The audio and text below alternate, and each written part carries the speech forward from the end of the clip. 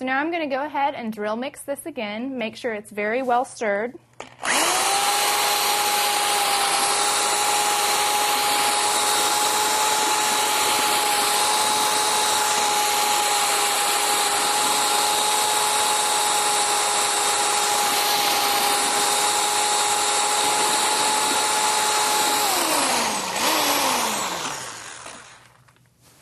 And this time, it's very important that it's very well mixed because I'm going to be testing the specific gravity with this hydrometer.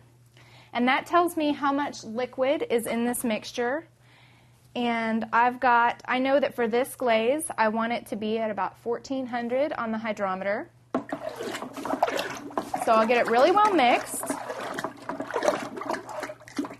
And then I'll just set that in there gently and see if this bucket is deep enough,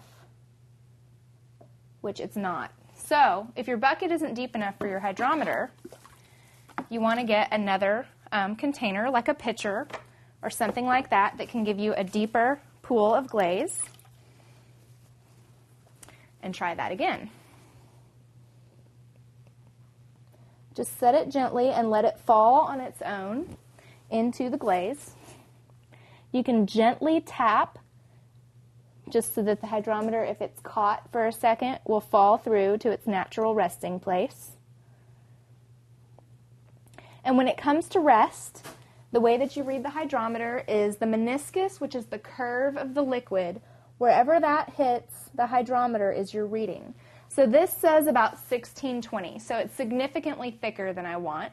I'm going to add some more water, mix, and test again.